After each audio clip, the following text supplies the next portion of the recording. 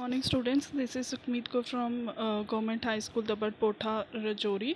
तो हमने यूनिट 1 जो है वो स्टार्ट किया हुआ है, तो जिसका हमने कल वर्बल नॉन वर्बल कर चुके हैं और हमने एक और फीडबैक के बारे में पढ़ा था।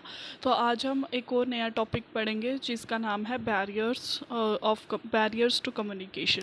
तो मैं इसको स्टार्ट करती हूँ।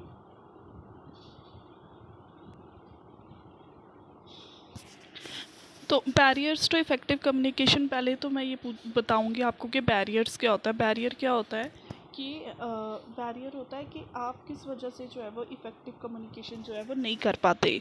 बैरियर का मतलब हो गया रुकावट, ठीक है। हिंड्रेंस बोलते हैं इसको, हिंड्रेंस भी बोल सकते हैं, बैरियर भी बोल सकते हैं। तो इसका मतलब होता है किस किस रुकावट की वजह से है जो आप इफ़ेक्टिव कम्युनिकेशन जो है वो नहीं कर पाते। जिसमें कि हम 7 C's के बारे में, हमेशा ये 7 C's का कंसेप्ट आता है इफ़ेक्टिव कम्युनिकेशन के लिए, जिसको हम पढ़ेंगे, जो है clear, concise, concrete, correct, coherent, complete और कॉर्टियस। पढ़ते हैं इसको एक एक करके। कि क्लियर का क्या मतलब होता है कि आपको जो है वो क्लियर है ना, जो बात आपने करनी है वो चीज़ आपको पता होनी चाहिए कि आप क्या बात कर रहे हो। अगर आप ऐसे ही कुछ आगे पीछे की लगा के बात करोगे तो उसका कोई मतलब नहीं है, उसका कोई इफ़ेक्टिव नहीं है, ठीक है। अगर आपने कोई बात जो है वो सही लफ्ज़ों में अगर अपनी बात को बयान नहीं किया हुआ तो आपकी बात का कोई मतलब नहीं रहता। कंसाइज़ का मतलब होता है कि आपने क्या है, सिंपल वर्ड्स यूज़ करने हैं। अगर आप हिंदी में बात कर रहे हो और अगर आप उसके बीच में उर्दू डाल दोगे, जिसको जैसे मुझे उर्दू का नहीं पता, तो अगर आप मेरे साथ उर्दू में बात करोगे तो मुझे आपकी बात जो है वो समझ में नहीं आएगी, ठीक है।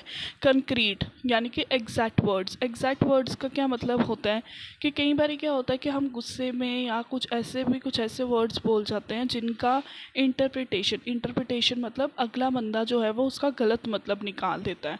इसलिए हमने एग्जैक्ट वही वर्ड्स यूज़ करने चाहिए जो कि कम्युनिकेशन में उस टाइम पे कन्वर्सेशन में ज़रूरत है। कन्वर्सेशन का मतलब होता है बातचीत। इसको भी साइड पे कॉपी में साइड पे न्यू वर्ड्स करके जो है वो आप नोट डाउन कर सकते हो। जो वर्ड्स जो मैं आपको न्यू बोलती हूँ वो आप साइड पे लिख लिया करो। कन्वर्सेशन, CONVERSATION, कन्वर्सेशन, इसका मतलब होता है बातचीत। करेक्ट का मतलब है कि आपने सही ग्रामर और सही स्पेलिंग्स यूज़ करने हैं, लिखने में भी और बोलने में भी।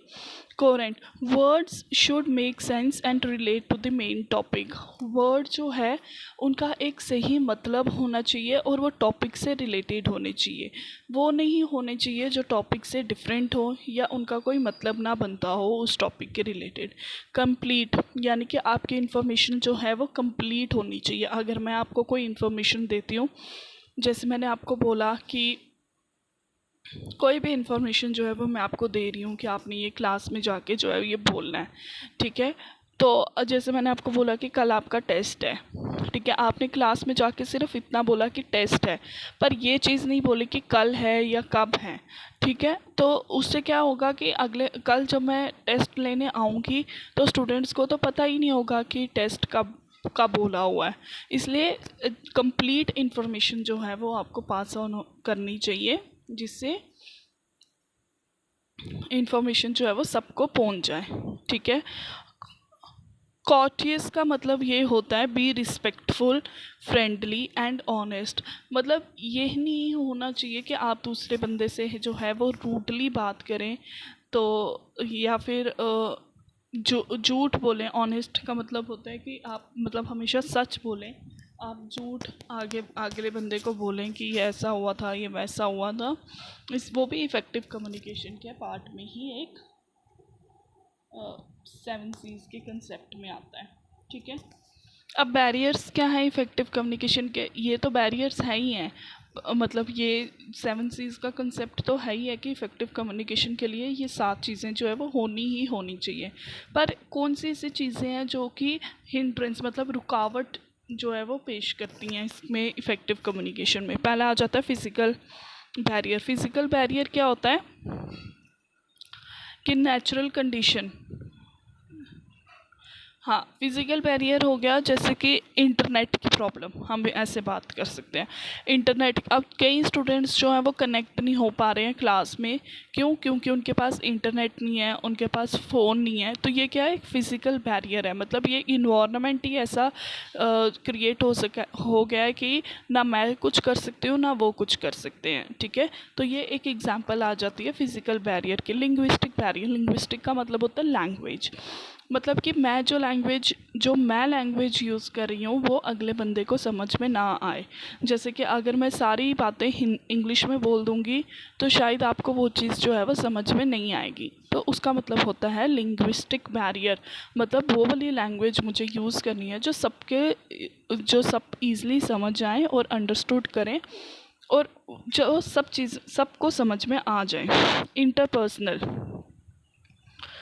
मतलब इंटरपर्सनल हो गया कि मैंने जो बात कही वो आपने उसका जो है वो गलत मतलब ले लिया, ठीक है? इंटरपर्सनल होता है कि मैसेज जो सेंड हुआ वो सही मैसेज जो है वो रिसीवर के पास नहीं पहुंचा, ठीक है? ऑर्गेनाइजेशनल का भी को यही मैं बोलूँगी, जैसे रूल्स एंड रेगुलेशंस होगी, पॉलिसीज़ होगी। ये बड़ी बड़ी कंपनीज़ में आ जाता है कि जब कई बार होता है कि ऑफिस बंद है या कुछ है तो वो मैसेज जो है वो सेंड नहीं हो पाता, ठीक है?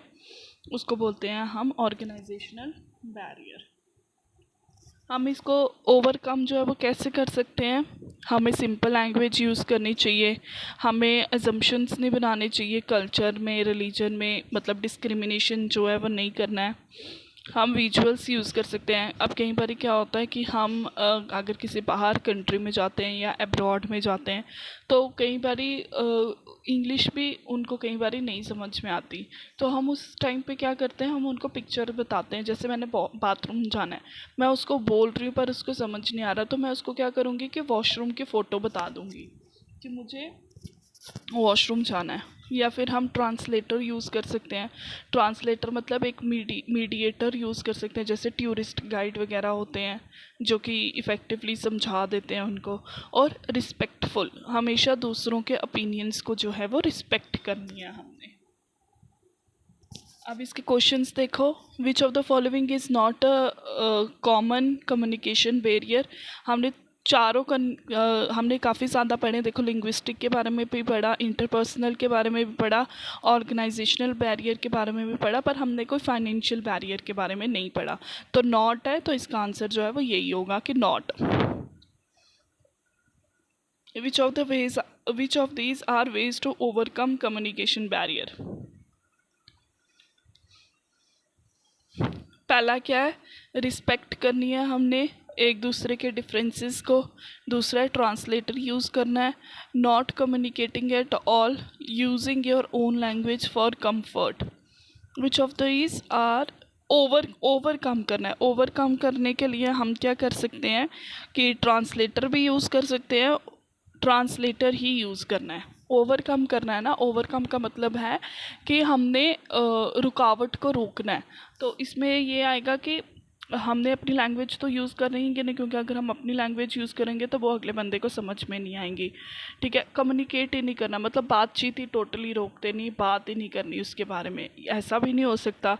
रिस्पेक्टिंग ईच अदर डिफरेंसेस, नहीं, अगर डिफरेंसेस क्रिएट हो रहे हैं तो उस चीज़ को, ठीक है कि अगर अब जैसे मेरे को आपकी बात समझ में नहीं आ रही तो मैं आपको पढ़ाऊँगी नहीं, ऐसा थोड़ी ना हो सकता है। हो सकता है मैं कोई और टीचिंग मेथड यूज़ करूँ आपको पढ़ाने के लिए, ठीक है? तो इसका आंसर यही है, यूजिंग अ ट्रांसलेटर। मतलब हमने क्या करना है, एक ट्रांसलेटर की ज़रूरत है। हो सकता है मैं किसी टीचर को बीच में डालूँ तो मैं बोलूँ कि उनको मेरी बात समझ में नहीं आ रही है तो आप मेरी बात जो है वो समझाओ उनको, ठीक है? तो यहाँ तक कर आपका जो है वो हाफ ऑफ द चैप्टर जो है वो कंप्लीट हो गया, और ये सब क्वेश्चंस जो है वो इस बार आपको एग्ज़ाम में आए हुए हैं। तो इसको अच्छे से कॉपीज़ में जो है वो नोट डाउन करो। मैं बार बार नहीं बोलूँगी सारों को, क्योंकि जब जैसे ही क्लासेस खुलेंगे तो उसके बाद हमने ये सब चीज़ें जो है वो रिपीट नहीं करनी है।